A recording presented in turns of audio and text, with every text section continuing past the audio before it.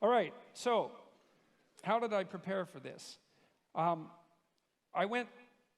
familiarized myself to the degree that it was possible with Slavoj Žižek's work, and that wasn't that possible because he has a lot of work and he's a very original thinker, and this debate was put together in relatively short order.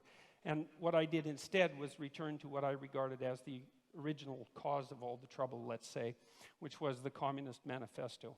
And what I attempted to do, because that's Marx, and we're here to talk about Marxism, let's say, and what I tried to do was read it.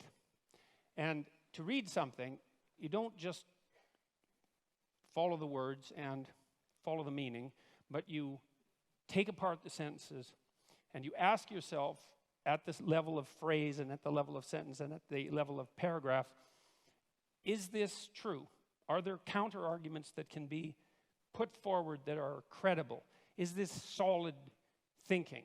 And I have to tell you, and I'm not trying to be flippant here, that I have rarely read a tract. Now, I read it when I was 18. It was a long time ago, right? That's 40 years ago. But I've rarely read a tract that made as many errors per sentence, conceptual errors per sentence, as the Communist Manifesto.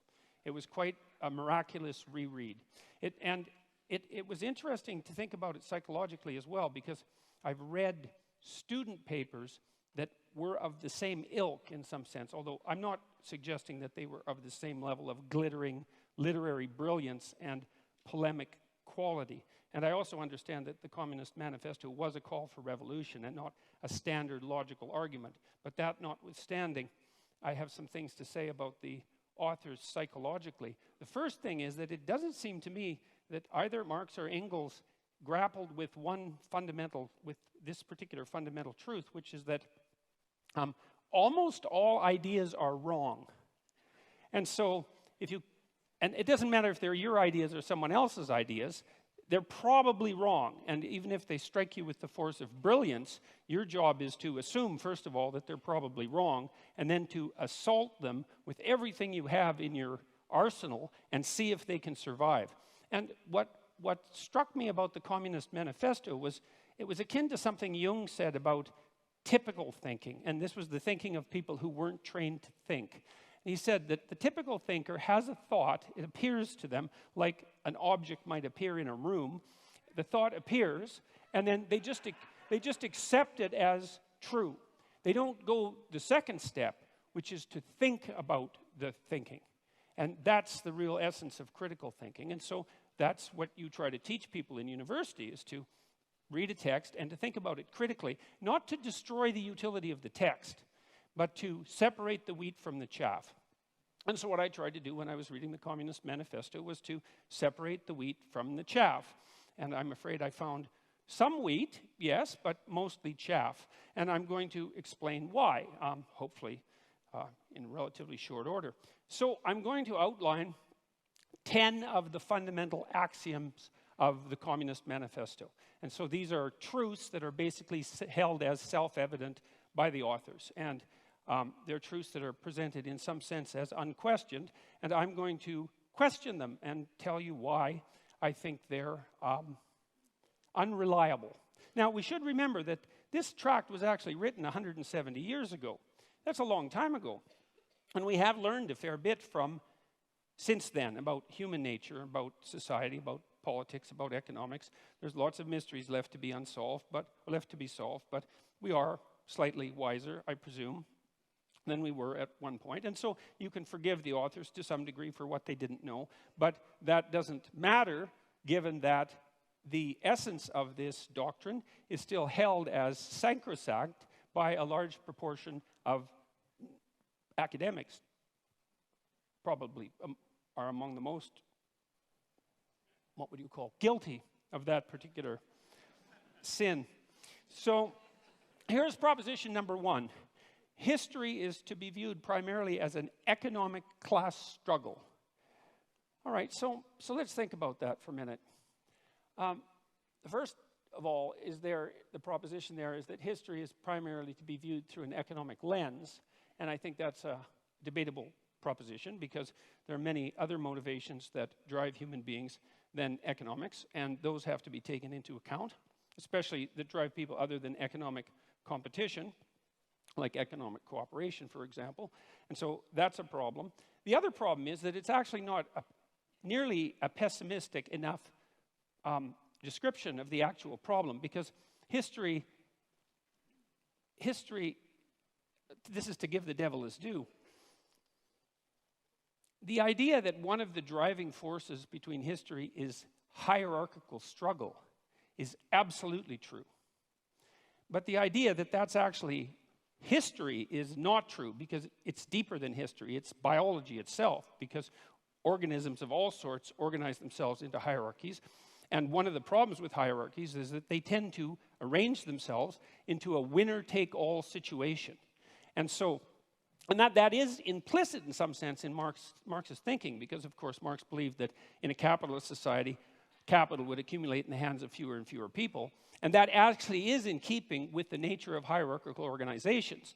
Now, the problem with that isn't so much the fact of so there's accuracy in the accusation that that is a eternal form of motivation for struggle, but it's an underestimation of the seriousness of the problem, because it attributes it to the structure of human societies rather than the deeper reality of the existence of hierarchical structures per se, which, as they also characterize the animal kingdom to a large degree, are clearly not only human constructions.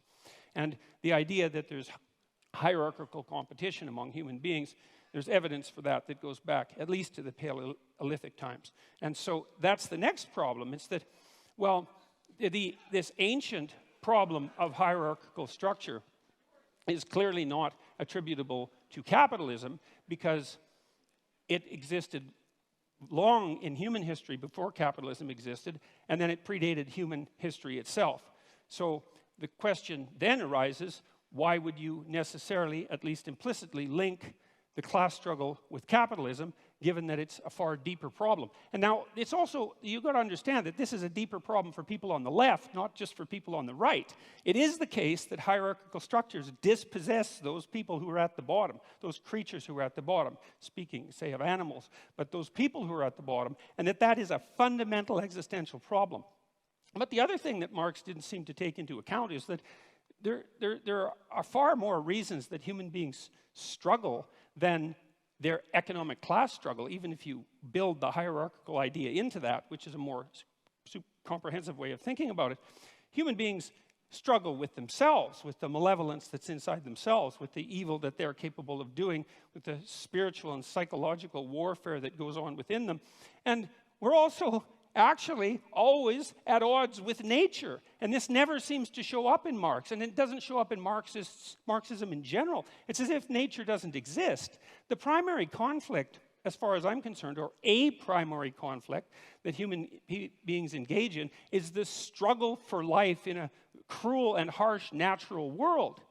And it's as if that doesn't exist in the Marxist domain. If human beings have a problem, it's because there's a class struggle that's essentially economic. It's like, no, human beings have problems because we come into life starving and lonesome.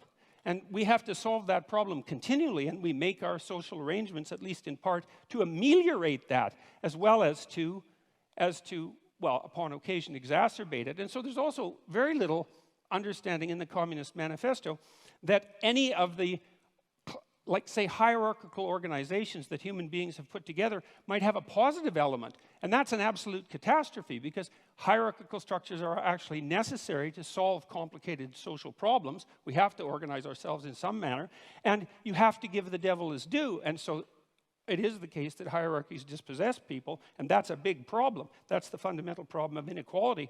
But it's also the case that hierarchies happen to be a very efficient way of distributing resources. And it's finally the case that human hierarchies are not fundamentally predicated on power. And I would say the biological, anthropological data on that are crystal clear. You don't rise to a position of authority that's reliable in a human society primarily by exploiting other people. It's a very unstable means of obtaining power. So that's a problem.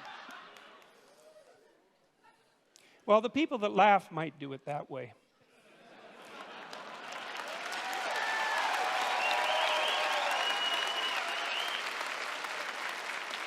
Okay, now another problem that comes up right away is that Marx also assumes that you can think about history as a binary class struggle with clear divisions between, say, the proletariat and the bourgeoisie.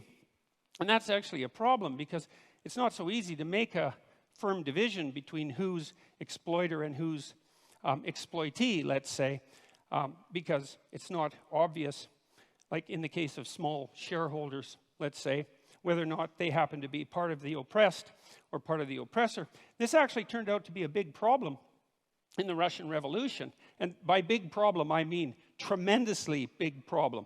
Because it turned out that you could fragment people into multiple identities, and that's a fairly easy thing to do. And you could usually find some axis along which they were part of the oppressor class. It might have been a consequence of their education, or it might have been a consequence of the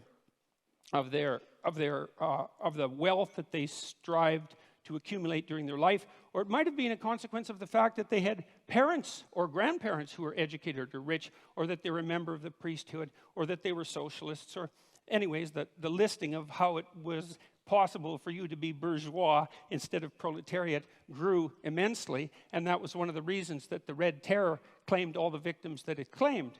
And so that was a huge problem. It was probably most exemplified by the demolition of the kulaks, who were basically peasant farmers, although effective ones in the Soviet Union, who had managed to raise themselves out of serfdom over a period of about 40 years and to gather some degree of material security about them. And about 1.8 million of them were exiled.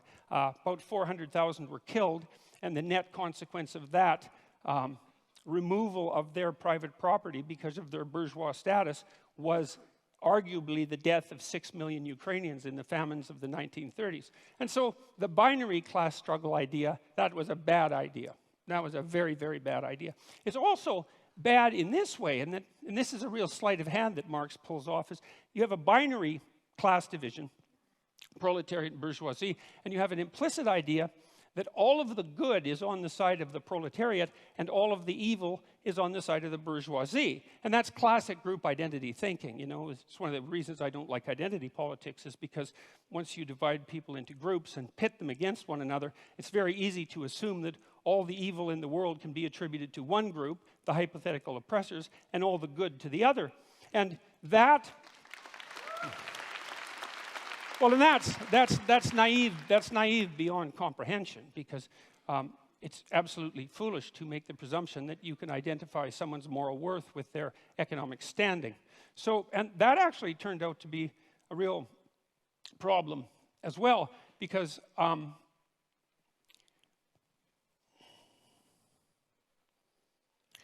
Marx also came up with this idea, which is a crazy idea as far as I can tell, of the, that's a technical term, crazy idea, of the dictatorship of the proletariat. And that's the next idea that I really stumbled across. It was like, okay, so what's the problem? Well, the problem is the capitalists own everything. They own all the means of production. And they're oppressing everyone. And that would be all the workers. And there's going to be a race to the bottom of wages for the workers as the capitalists strive to extract more and more value from the labor of the proletariat by competing with other capitalists to drive wages downward, which, by the way, didn't happen, partly because wage earners can become scarce, and that actually drives the market value upward. But the fact that you assume a priori that all the evil can be attributed to the capitalists and all the good, the bourgeoisie, and all the good could be attributed to the proletariat meant that you could hypothesized that a dictatorship of the proletariat could come about, and that was the first stage in the communist revolution. And remember, this is a call for revolution, and not just revolution, but bloody, violent revolution, and the overthrowing of all existent social structures.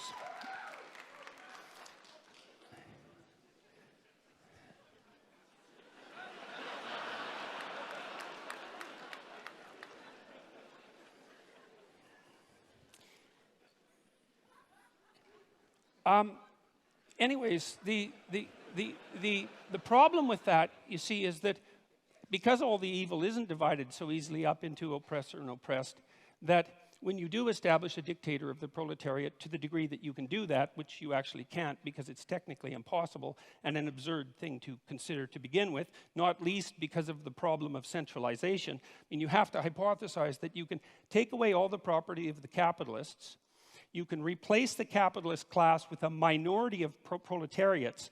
How they're going to be chosen isn't exactly clear in the Communist Manifesto, that none of the people who are from the proletariat class are going to be corrupted by that sudden access to power because they're, well, by definition, good. So then you have the good people who are running the world, and you also have them centralized so that they can make decisions that are insanely complicated to make, in fact, impossibly complicated to make. And so that's a failure conceptually on both dimensions because, first of all the proletariat aren't going to be good, and when you put people in the same position as the evil capitalists, especially if you believe that social pressure is one of the determining factors of human character, which the Marxists certainly believe, then why wouldn't you assume that the proletariat would immediately become as or more corrupt than the capitalists, which is, of course, I would say exactly what happened every time this experiment was run. And then the next problem is, well, what makes you think that you can take some system as complicated as, like, capitalist free market society and centralize that and put decision-making power in the hands of a few people, the mechanisms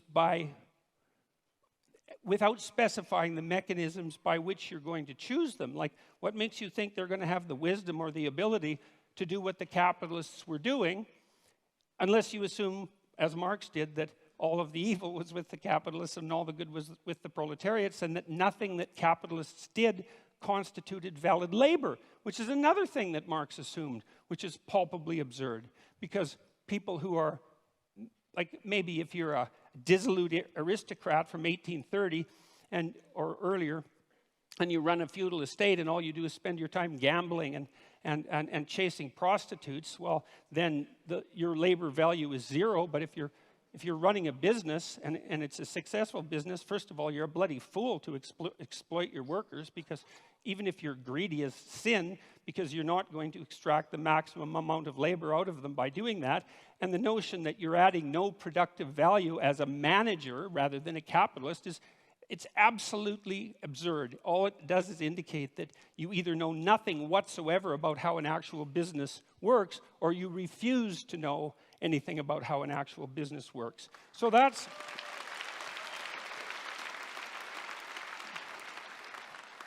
also a big problem. So then the next problem is the criticism of profit. It's like, well, what's wrong with profit exactly? What's the problem with profit? Well, the idea from the Marxist perspective was that profit was theft. But profit, well, can be theft because crooked people can run companies, and so sometimes profit is theft, but that certainly doesn't mean that it's always theft. What it means, in part at least, if the capitalist is adding value to the corporation, then there's some utility and some fairness in him or her extracting the value of their abstract labor, their thought, their abstract abilities, their ability to manage the company, and to engage in proper competition and product development and efficiency and the proper treatment of the workers and all of that. And then if they can create a profit, well, then they have a little bit of security for times that aren't so good, and that seems absolutely bloody necessary as far as I'm concerned. And then the next thing is, well, how can you grow if you don't have a profit? And if you have an enterprise that's valuable and worthwhile, and some enterprises are valuable and worthwhile, then it seems to me that a little bit of profit to help you grow seems to be the right approach. And then the other issue with profit, and you know this if you've ever run a business, is it's a really useful constraint. Like, it's not enough to have a good idea. It's not enough to have a good idea and a sales and marketing plan, and then to implement that. And all of that, that's bloody difficult. Like, it's not easy to have a good idea. And it's not easy to come up with a good sales and marketing plan. And it's not easy to find customers and satisfy them. And so if you allow profit to constitute a limitation on what it is that you might reasonably attempt, it provides a good constraint on wasted labor. And so most of the things that I've done in my life, even psychologically, that were designed to help people's psychological health. I tried to run on a for-profit basis, and the reason for what that was, apart from the fact that I'm not averse to making a profit, partly so my enterprises can grow, but was also so that there were forms of stupidity that I couldn't engage in because I would be punished by the market enough to eradicate the enterprise. And so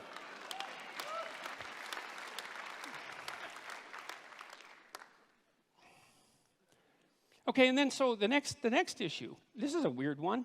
So Marx and Engels also assume that this dictatorship of the proletariat, which involves absurd centralization, the overwhelming probability of corruption, and impossible computation, as the proletariat now try to rationally compute the manner in which an entire market economy could run, which cannot be done because it's far too complicated for anybody to think through. The next theory is that somehow the proletariat dictatorship would become magically hyperproductive. And there's actually no theory at all about how that's going to happen.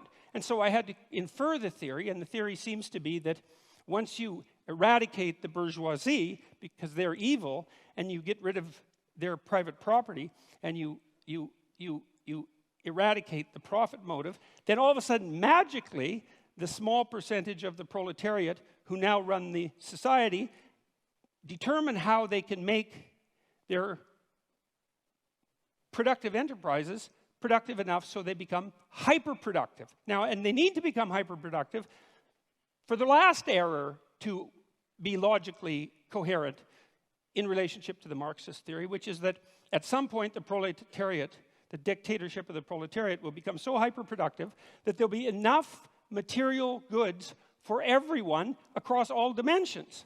And when that happens, then what people will do is spontaneously engage in meaningful creative labor, which is what they had been alienated from in the capitalist horror show, and the utopia will be magically ushered in. But there's no indication about how that hyperproductivity is going to come about, and there's also no understanding that, well, that isn't the utopia that is going to suit everyone, because there are great differences between people. And some people are going to find what they want in love, and some are going to find it in social being, and some are going to find it in conflict and competition, and some are going to find it in creativity, as Marx pointed out. But the notion that will necessarily be the end goal for the utopian state is preposterous. And then there's the Dostoevskian observation too, which is one not to be taken lightly, which is, well, what sort of shallow conception of people do you have that makes you think that if you gave people enough bread and cake, in the Dostoevskian terms, and nothing to do with except to busy themselves with the continuity of the species, that they would also all of a sudden become peaceful and heavenly? Dostoevsky's idea was that, we were built for trouble. And if we were ever handed everything we needed on a silver platter, the first thing we would do is engage in some form of creative destruction, just so something unexpected could happen, just so we could have the adventure of our lives. And I think there's something to be said for that.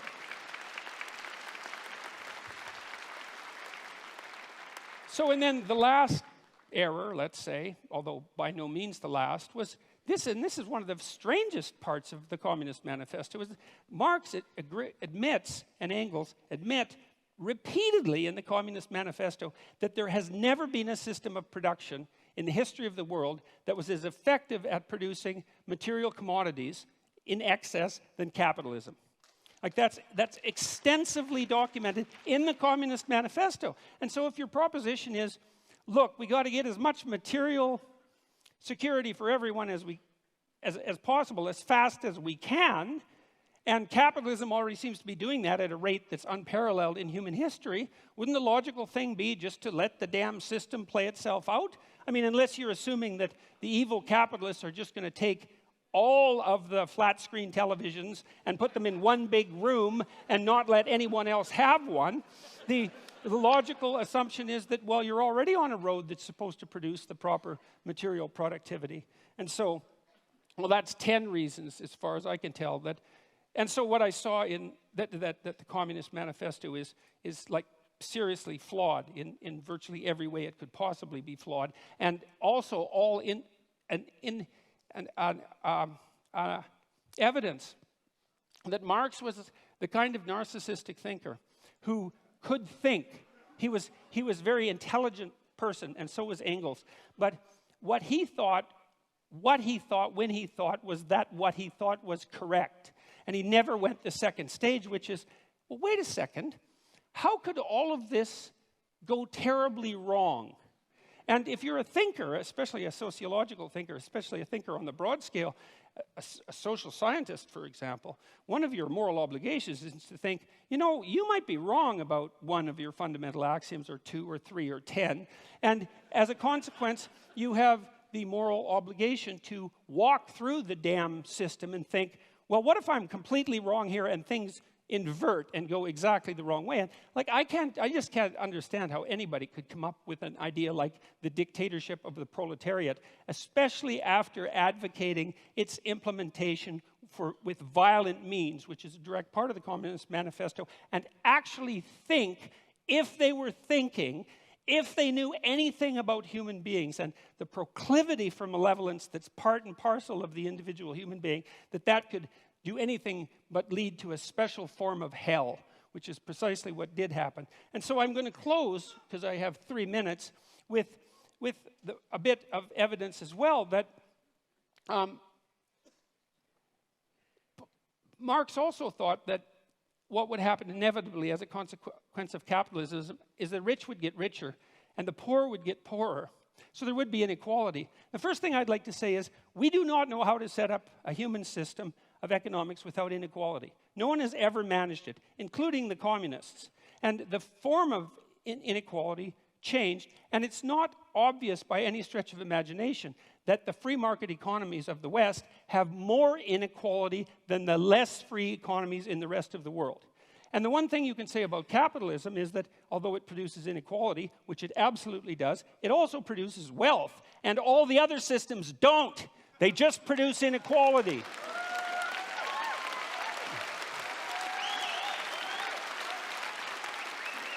So here's a few stats. Here's a few free market stats, okay? From 1800 to 2017, income growth adjusted for inflation grew by 40 times for production workers and 16 times for unskilled labor. Well, GDP rose by a factor of about 0.5 from 1 AD to 1800. So from 1 AD to 1800 AD, it was like nothing, flat. And then all of a sudden, in the last 217 years, there's been this unbelievably upward movement of wealth. And it doesn't only characterize the tiny percentage of people at the top who, admittedly, do have most of the wealth. The question is, not only, though, what's the inequality? The question is, well, what's happening to the absolutely poor at the bottom? And the answer to that is, they're getting richer faster now than they ever have in the history of the world. And we're eradicating poverty in countries that have adopted moderate free market policies at a rate that's unparalleled. So here's an example. One of the UN millennial goals was to reduce the rate of absolute poverty in the world by 50% between 2000 and 2015. And they defined that as $1.90 a day. Pretty low, you know, but you have to start somewhere. We hit that at 2012. 3 years ahead of schedule. And you might be cynical about that and say, well, it's kind of an arbitrary number, but the curves are exactly the same at $3.80 a day and $7.60 a day. Not as many people have hit that, but the rate of increase towards that is the same. The bloody UN thinks that we'll be out of poverty defined by $1.90 a day by the year 2030. It's unparalleled. And so the rich may be getting richer, but the poor are getting richer too.